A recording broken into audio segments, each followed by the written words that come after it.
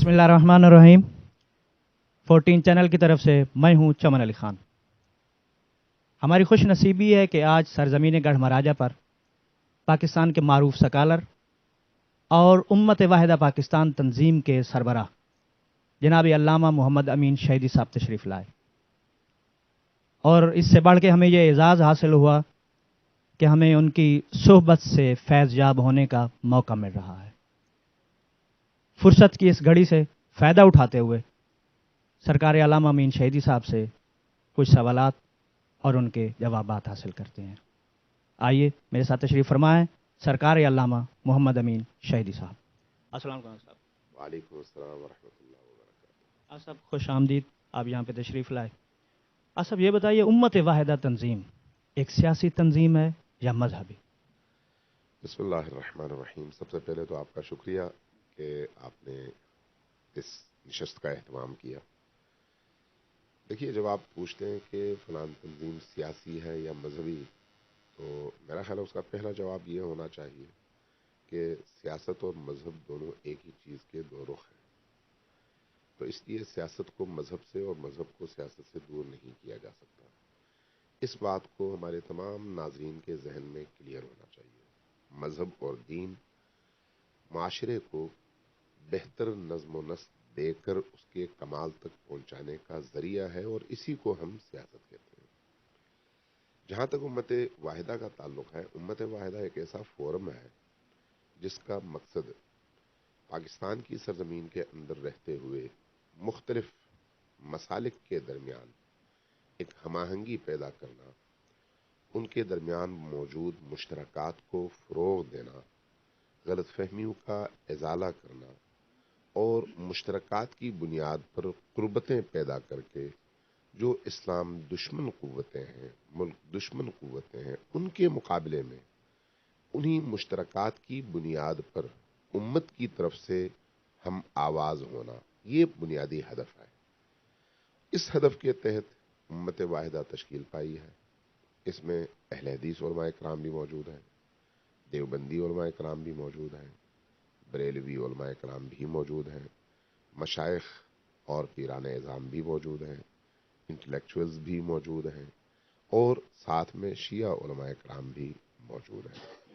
तो इस बुनियाद पर हम ये कह सकते हैं कि मौजू अगर सियासी है, तब भी उम्मत वाहिदा का एक रोल बनता है उस मौजू को फोकस कर। क्या ज़रूरत महसूस की आपने कि आप एक मारूफ तंजीम के मरकज़ी डिप्टी जनरल सेक्रेटरी होते हुए भी आपने एक अलग तंजीम और प्लेटफार्म तश्कील दिया? देखिए, मैंने पहले आपसे अर्ज किया, मैं मजलिस वहदत मुस्लिमीन का बानी हूँ अगर बुनियादी तौर पर देखा जाए, और हमारे घर में ही मजलिस वहदत मुस्लिमीन तश्कील पाई है, और शायद 5-6 साल तक मेरा अपना घर उसका हेड ऑफिस रहा है। तो जब तक मुझ में हिम्मत थी, मैंने उस तंजीम और जमात में अपना रोल प्ले किया है। मैंने 2 टेन्योर पूरे किए और उसके बाद जिम्मेदारी कबूल नहीं की। इसका मतलब ये नहीं है कि आप उससे जुदा हो गए या मुखालिफ हो गए, उसका मतलब ये नहीं है। जहां तक उम्मत वाहिदा की तश्कील का मौजू है, इसमें और मजलिस वहदत मुस्लिमीन में कोई तजाद नहीं है। उम्मत वाहिदा एक फोरम है, उस फोरम में कोई भी शख्स किसी भी तंजीम में होते हुए उसका हिस्सा बन सकता है।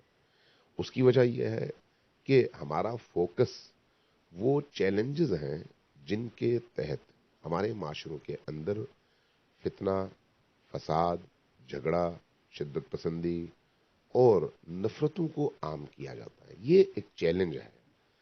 जबकि अगर आप तहरीक जाफरिया को लें या मजलिस वहदत मुस्लिमीन को लें या उनसे मुशाबह दीगर ग्रोहों को लें, तो उनका जो एजेंडा है वो ये नहीं है, उनका एजेंडा और है।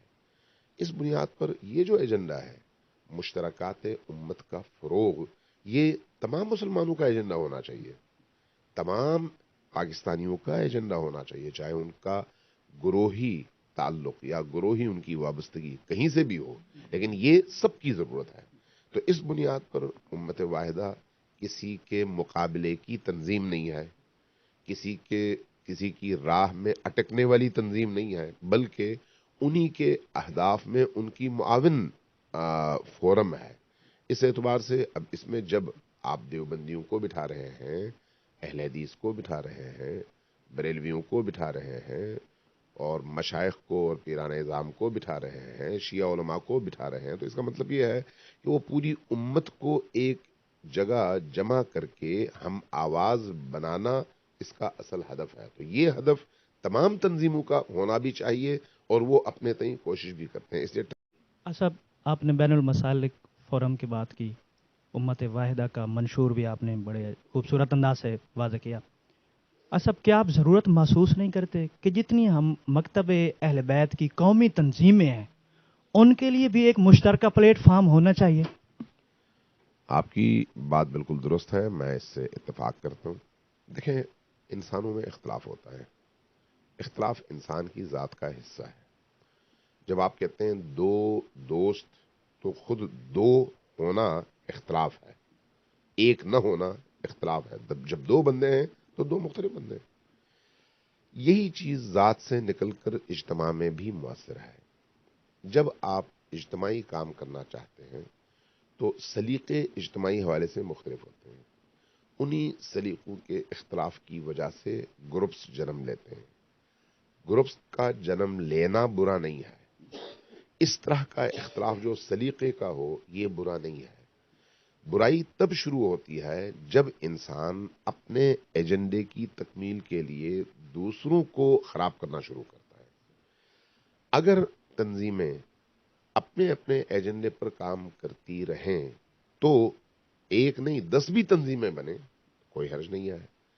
اگر تنظیمیں تعاونوا علی البر والتقوی ولا تعاونوا علی الاثم والعدوان کے تحت چلنا شروع کر دیں تو 100 تنظیمیں بنیں، کوئی حرج نہیں ہے. کیوں؟ اس لیے کہ 100 جب تنظیمیں بنیں گی تو ایک ہدف کے لیے نہیں بنیں گی، مختلف اہداف اور مختلف کاموں کے لیے بنیں گی. دوسرے لفظوں میں تقسیم کار ہوگا. جب تقسیم کار ہوگا تو پھر ایک کام جب ایک تنظیم اپنے ذمے لے گی تو دوسری تنظیم وہ کام نہیں کرے گی، وہ جا کے کوئی اور کام کرے گی. اس کے نتیجے میں وہ اس کام کی طرف فوکس اور توجہ بہتر انداز میں مبذول کیا جا سکے گا. جب آپ اس اعتبار سے یا اس پس منظر کے ساتھ تنظیموں کے وجود کو دیکھتے ہیں تو وہ نعمت بن سکتی ہے، خرابی کا باعث نہیں بن سکتی. جہاں خرابی پیدا ہوتی ہے وہاں پر اس کو روکنے کی ضرورت ہے. اور طبیعتاً ہمارے پاکستانی معاشرے کے اندر چونکہ صبر اور تحمل کی کمی ہے، بردباری کی کمی ہے، علم و دانش اور دانائی کی کمی ہے، اس اعتبار سے بعض اوقات لوگوں کی نادانی، جہالت، عدم علم یا غلط فہمی تنظیموں، گروہوں اور افراد کے آپس میں دوریوں کا باعث بنتی ہے، عدم تحمل اس کا باعث بنتی ہے. اس اعتبار سے یہ تجویز بہت اچھی ہے کہ مختلف گروہوں کے درمیان ایک ایسا فورم تشکیل پائے جس میں یہ سارے گروہ بیٹھیں اور قومی ایشوز پر آپس میں گفتگو بھی کریں، نشست و برخاست بھی کریں، اور کوئی غلط فہمی بھی اگر کہیں پر پیدا ہوتی ہے تو بالکل پہلے ہی مرحلے پر اس غلط فہمی کو ختم بھی کریں. اور جب کوئی قومی ایشو سامنے آتا ہے، قومی چیلنج سامنے آتا ہے، ملی چیلنج سامنے آتا ہے، جیسے ابھی کوئٹہ کا ایشو تھا، تو ایسے مسائل میں یا پھر جیسے انتخابات کا ایشو ہے، ایسے مسائل میں قومی مصلحتوں اور مفادات کو سامنے رکھتے ہوئے مل کر فیصلے کریں. اگر ایسا ہو جائے تو یہ آئیڈیل ہے. اس کا مطلب یہ ہے کہ اختلاف برا نہیں ہے، تقسیم برا نہیں ہے، بلکہ برا یہ ہے کہ ایک دوسرے سے تعاون نہ کیا جائے.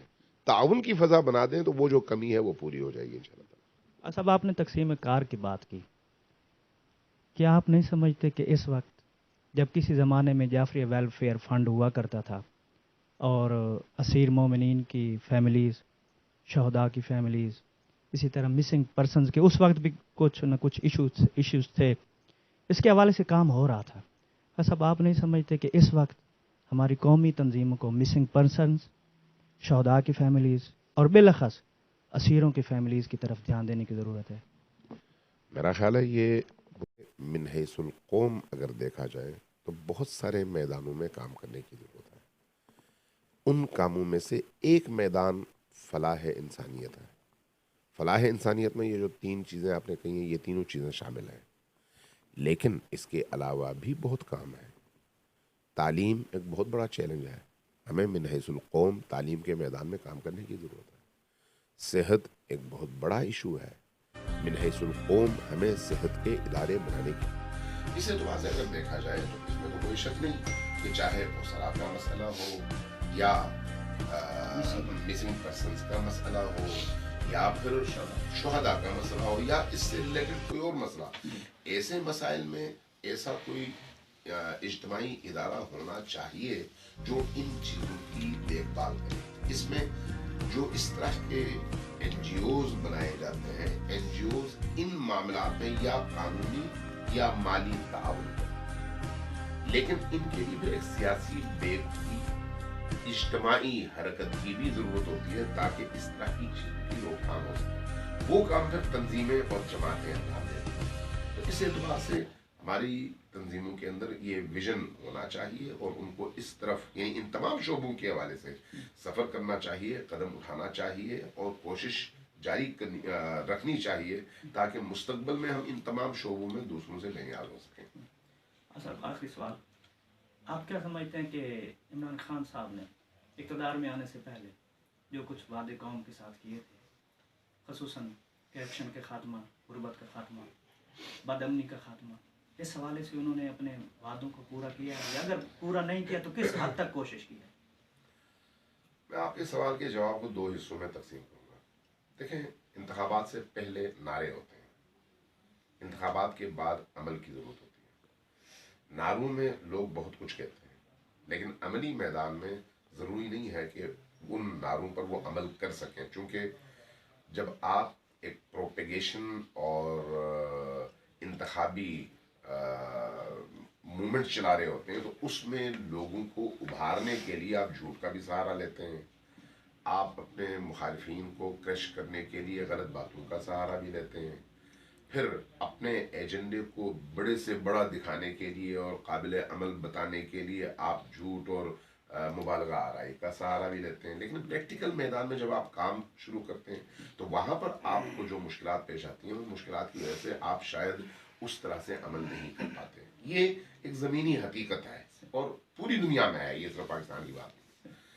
پاکستان میں جب الیکشن ہوئے تو الیکشن سے پہلے عمران خان نے جو نعرے لگائے میں پہلی دفعہ کسی نے اس انداز میں اٹھایا تھا، اس لیے لوگوں کی توجہ عمران خان کی طرف مبذول ہوئی اور لوگوں نے بھی جذبے کے ساتھ ان کو ووٹ دیا. لیکن عمران خان بھی دوسرے سیاستدانوں کی طرح سے بہرحال پاکستانی ہے اور انسان ہے. چونکہ وہ پاکستانی ہے اس لیے انہوں نے دوسرے سیاستدانوں سے بہت کچھ اب سیکھنا شروع کیا.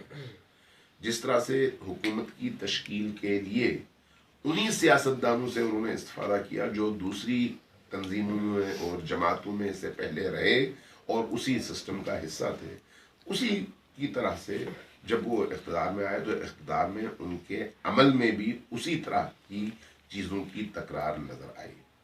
یہ ایک پہلو ہے. لیکن دوسرا پہلو یہ بھی ہے کہ ابھی عمران خان کو حکومت شروع کیے ہوئے 2.5 سال کا عرصہ ہوا ہے. اس 2.5 سال کے عرصے میں مہنگائی تقریباً 2.5 برابر ہو چکی ہے، غریب کی چیخیں نکلی ہیں، لوگوں کی کمر جھک گئی ہے، بے روزگاری میں اگر کمی نہیں ہوئی تو اضافہ تو ہوا ہے. اس میں بہت سارے عوامل ہوں گے لیکن بہرحال یہ زمینی حقیقتیں ہیں. لیکن اس کے ساتھ ساتھ کچھ اصلاحی اقدامات بھی ہوئے ہیں. لیکن ابھی یہ قبل از وقت ہے کہ آپ 2.5 سال کے عرصے کے بعد اس حوالے سے کوئی قطعیت کے ساتھ فیصلہ کر کے رائے قائم کر سکیں کہ یہ کامیاب ہے یا ناکام ہے. اس لیے کہ اس سے پہلے والی حکومتوں نے کئی باریاں لیں اور اس کے باوجود بہت سارے معاملات میں وہ فیل ہو گئے. اس لیے میرے خیال میں منصفانہ بات یہ ہوگی کہ عمران خان اپنا 5 سال پورا کرے، اس کی ٹیم اپنے 5 سال کا ٹینیور پورا کرے، اس کے بعد پھر دیکھا جائے کہ اس نے جو نعرے دیے تھے، جو سلوگنز دیے تھے اور ساتھ میں جو اس نے دعوے کیے تھے، ان دعووں میں سے آیا اس نے 30% میں کامیابی حاصل کیا ہے. میں 50% نہیں کہتا. اگر وہ 30% عمل درآمد کرنے میں کامیاب ہوتا ہے تو پھر بھی اس کو میرا خیال ہے پاکستان کی جو مروجہ سیاست ہے اس میں غنیمت سمجھنا چاہیے. شکریہ صاحب ٹیم سے بات کرنے کا. اللہ سلامت رکھے آپ. اللہ حافظ رکھے آپ کو بھی اور آپ کی ٹیم کو بھی. شکریہ. یہ تھے سرکار علامہ قبلہ محمد امین شہیدی صاحب. امید ہے کہ ان کے خیالات سے آپ نے بھی میری طرح اور سب کی طرح استفادہ کیا ہوگا. شکریہ. والسلام علیکم ورحمۃ اللہ.